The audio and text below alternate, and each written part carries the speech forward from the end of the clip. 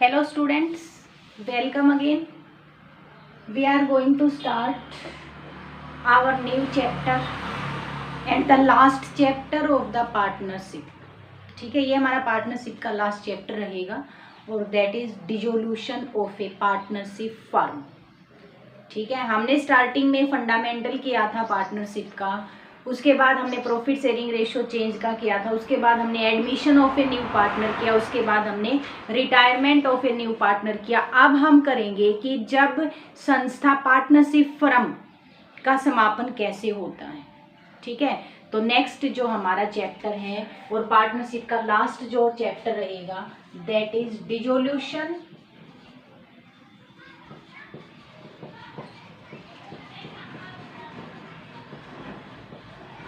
Partnership firm. अब संस्था का ही यहाँ पे समापन हो रहा है, डिसोल्यूशन हो रहा है और डिसोल्यूशन किसका हो रहा है? पार्टनरशिप फर्म का. ठीक है, तो इसके लिए दो सिमिलर से मीनिंग होते हैं. एक तो है हमारा पार्टनरशिप का डिसोल्यूशन, एक पार्टनरशिप फर्म का डिसोल्यूशन. तो दोनों में बहुत ज़्यादा डिफरेंस है. अभी तक हमने जो भी पॉइंट किए हैं अब तक हमने जितने भी पॉइंट किए थे वो डिसोल्यूशन ऑफ पार्टनरशिप का था. आज हम करने जा रहे हैं डिसोल्यूशन ऑफ पार्टनरशिप फर्म. दोनों में थोड़ा सा डिफरेंस देख लेते हैं. डिसोल्यूशन देखिए, समापन किस किस का. एक तो हम बोल रहे हैं पार्टनरशिप डिसोल्यूशन और सेकंड जो हमारी टर्म है वो है पार्टनरशिप फर्म डिसोल्यूशन. देखिए बहुत ज्यादा डिफरेंस है दोनों टर्म्स में. एक टर्म है हमारी डिसोल्यूशन ऑफ पार्टनरशिप फर्म और दूसरी टर्म है हमारी dissolution of partnership firm.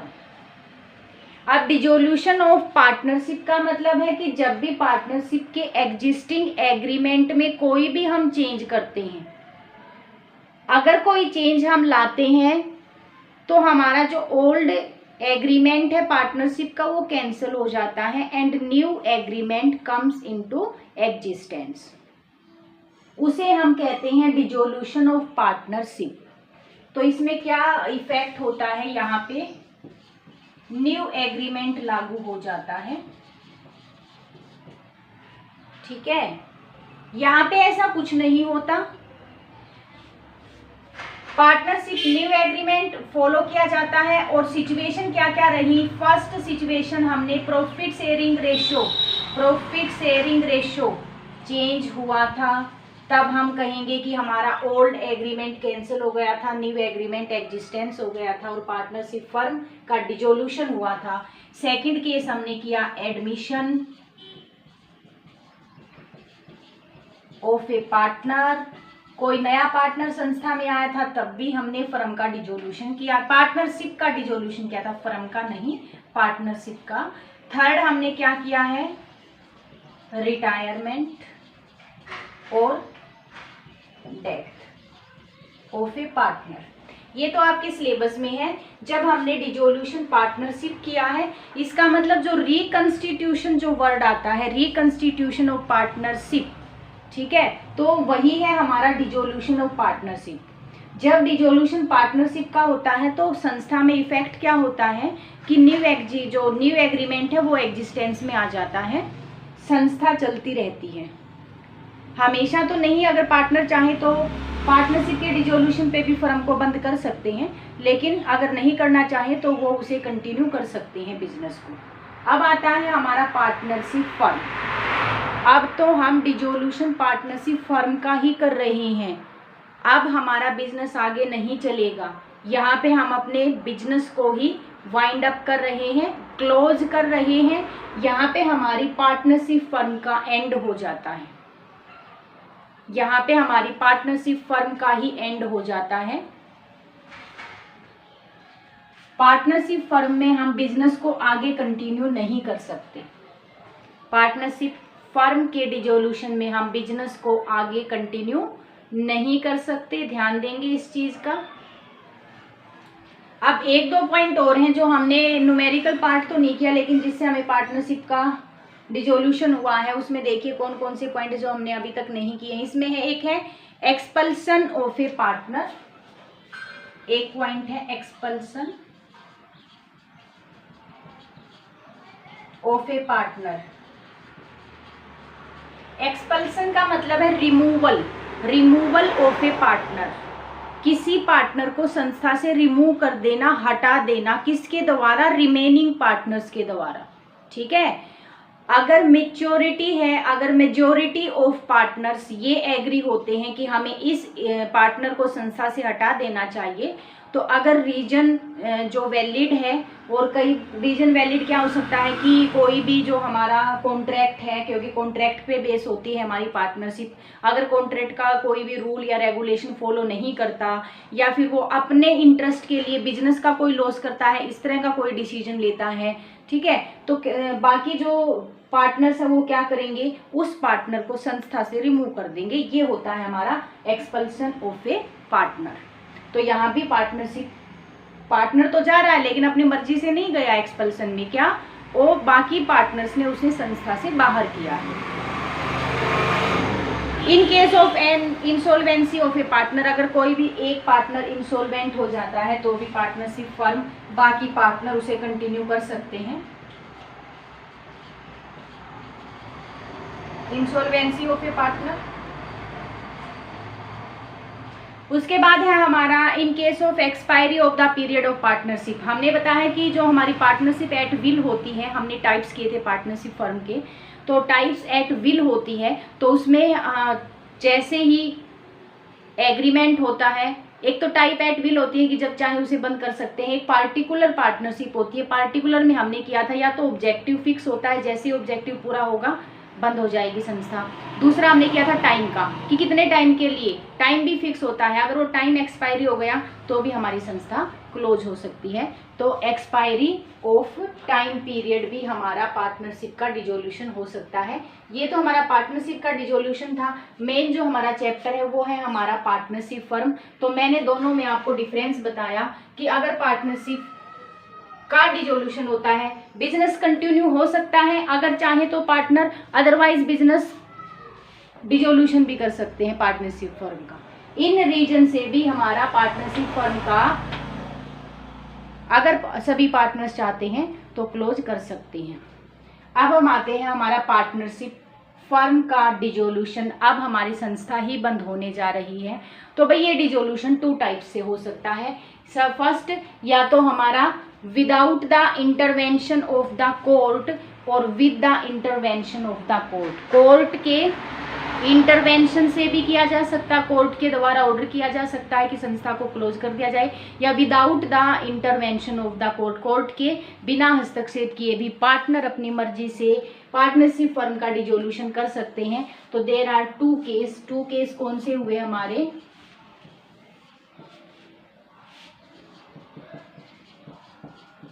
Without the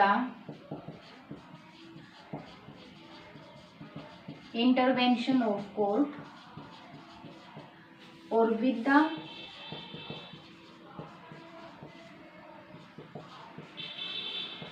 intervention of court.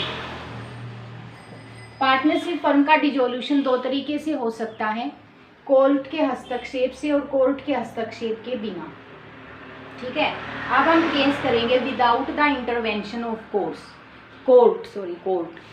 Court के इंटरवेंशन के बिना हमारे कौन कौन से पॉइंट है, तो ध्यान से सुनिएगा। फर्स्ट है हमारा बाय म्यूचुअल एग्रीमेंट। अब यहाँ जो हमारे पार्टनरशिप एक्ट है और जो उसके सेक्शन लागू होते हैं, विदाउट वाले ने सेक्शन लागू होते हैं 43 तक। देखो पार्टनरशिप डिसोल्यूशन नॉर्मली जो सेक्शन 40 से 44 तक लागू होता है। पार्टनरशिप एक्ट 1932 के सेक्शन 40 से 44 तक डिसोल्यूशन ऑफ पार्टनरशिप फर्म पे लागू होता है। तो इसमें से जो विदाउट कोर्ट इंटरवेंशन है, यहाँ पे सेक्शन 40 से 43 तक आ जाएगा, और ये आएगा आपका सेक्शन 44। सेक्शन 44। तो ये सेक्शन 40 से 43 तक है without the intervention of the court. तो करते हैं, देखिए फर्स्ट है बाय म्यूचुअल एग्रीमेंट। सेक्शन 40 क्या कहता है कि म्यूचुअल एग्रीमेंट से सभी पार्टनर्स मिलकर अपने एग्रीमेंट से संस्था को क्लोज कर सकते हैं। फर्स्ट केस ये है। सेकंड केस है कंपलसरी डिजोल्यूशन भी हो जाता है। कई बार कंपलसरी डिजोल्यूशन हो जाता है, किस किस केस में होता है, ये सेक्शन 41 के द्वारा दिया गया है और इसमें बताया है when all and all but one partner of the firm become insolvent. जब सारे पार्टनर्स या सभी पार्टनर्स किसी एक को छोड़ के इंसॉल्वेंट हो जाते हैं। अब मान लो एक ही पार्टनर बचा सोलवेंट, बाकी सारे इंसॉल्वेंट हो गए एक व्यक्ति से, तो पार्टनरशिप नहीं चलती। ठीक है, तो यहाँ कंपलसरी हो गया है संस्था को क्लोज करना।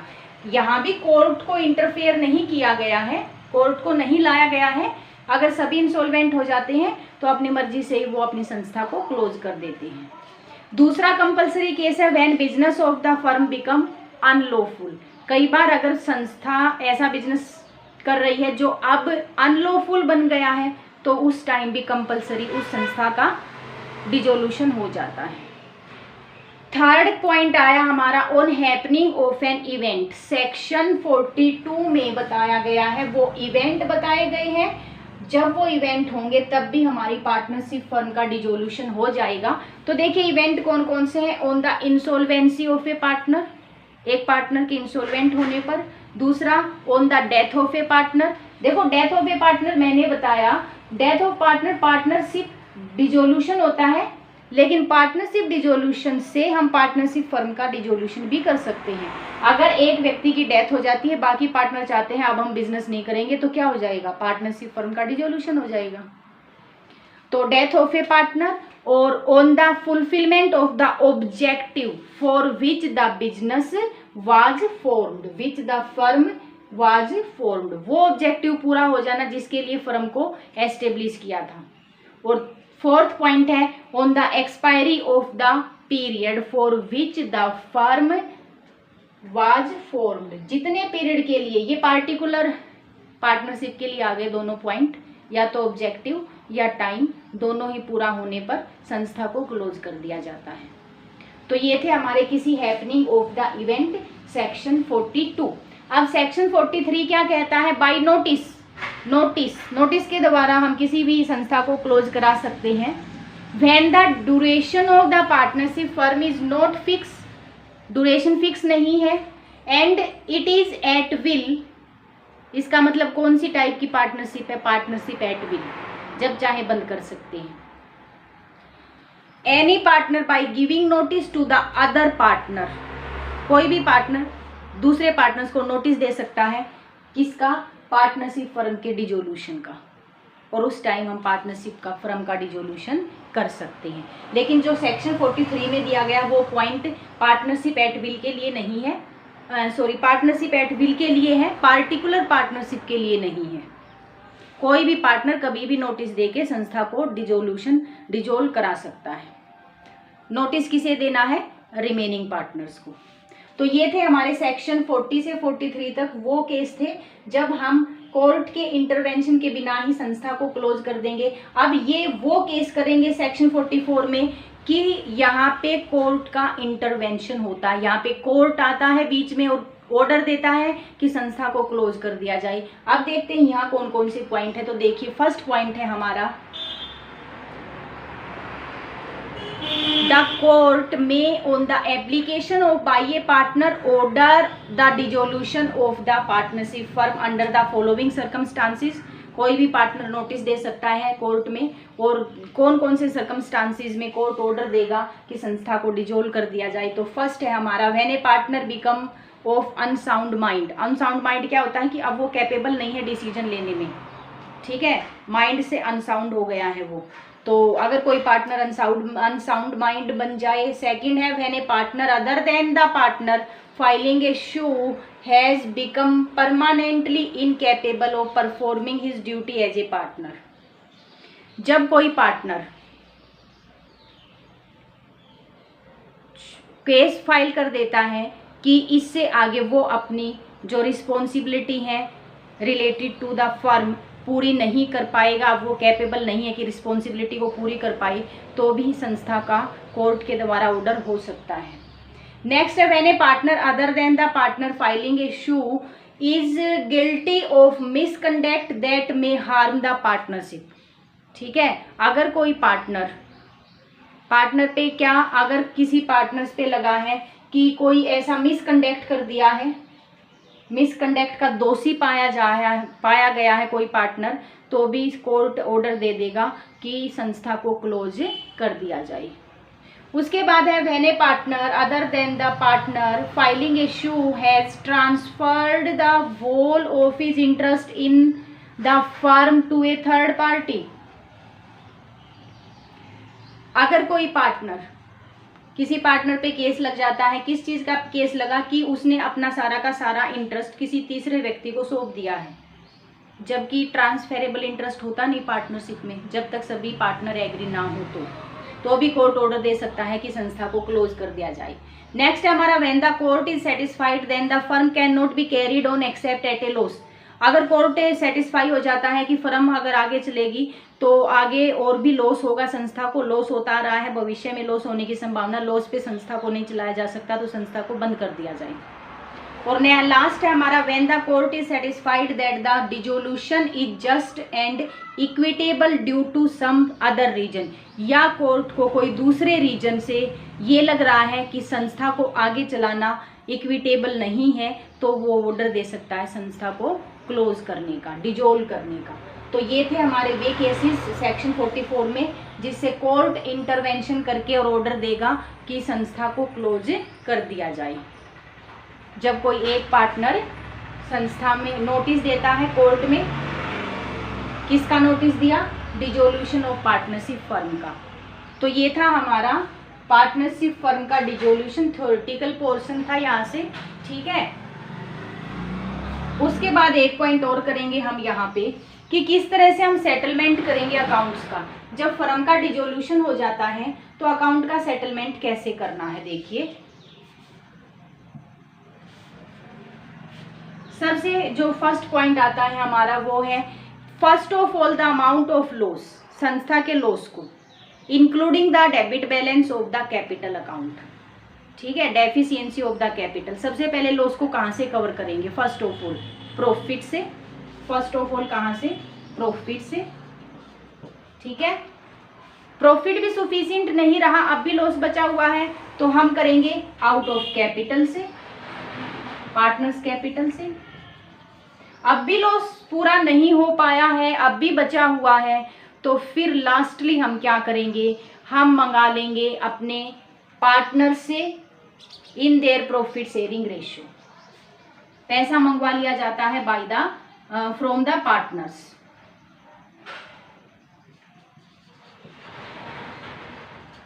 In their profit sharing ratio. तो फर्स्ट हमने क्या किया, संस्था का जो भी लॉस है, जो भी डेफिशिएंसी है कैपिटल की जिसमें, तो उसको सबसे पहले कवर करना संस्था के प्रॉफिट में से, उसके बाद यूज करना है कैपिटल का, उसके बाद भी पूरा ना हो तो हम पार्टनर से उनकी रेशियो में पैसा मंगवा लेंगे। सेकंड जो हमारा है वो है amount realised from the sale of assets of the firm shall be applied in the following manner. जब हम संस्था को बंद कर रहे हैं तो हमें क्या करना है, सारी एसेट्स को बेच देना है, बेचने से हमें पैसा मिलेगा, उस पैसे का यूज कैसे करें। तो सबसे पहले पैसे का जो यूज करना है, अमाउंट रियलाइज्ड हुआ है from the sale of asset, तो सबसे पहले तो थर्ड पार्टी को पे करना है, सबसे पहले थर्ड पार्टी को पेड करना है। उसके बाद जो अमाउंट बचे उससे हम जो लोन दे रखा है जिस किसी पार्टनर ने, पार्टनर के लोन को पे करेंगे। ध्यान दें, सेकंड नंबर पे हम पार्टनर्स के लोन को पे करेंगे, पार्टनर्स लोन। थर्ड नंबर पे पार्टनर्स की कैपिटल,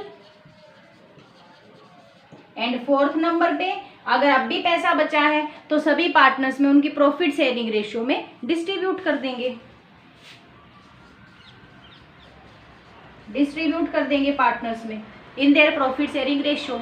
ठीक है, तो दो चीजें हमने की सेटलमेंट ऑफ अकाउंट में क्या किया, सबसे पहले अगर संस्था को एक हैवी लॉस हो गया है, लॉस के कारण उसे डिसॉल्व करना, करना पड़ रहा है, डेफिशिएंसी है कैपिटल की, तो सबसे पहले प्रॉफिट का यूज करो, फिर कैपिटल का यूज करो और फिर पार्टनर से मंगवा लो। दूसरा केस, अगर हमारे एसेट सेल कर दिए, उसका पैसा कैसे यूज करेंगे? सबसे पहले थर्ड पार्टी को, आउटसाइड लाइबिलिटी को पूरा करेंगे, उसके बाद पार्टनर्स ने लोन दे रखा है तो पहले लोन पूरा करेंगे, उसके बाद उनकी कैपिटल पेड ऑफ कर देंगे, और लास्टली भी अगर हमारे पास बचता है तो इनकी प्रॉफिट शेयरिंग रेशो में पार्टनर्स में डिस्ट्रीब्यूट कर दिया जाएगा। तो इस तरह से हम करेंगे settlement of account on dissolution. तो आज के लिए इतना ही करेंगे, आगे नेक्स्ट क्लास में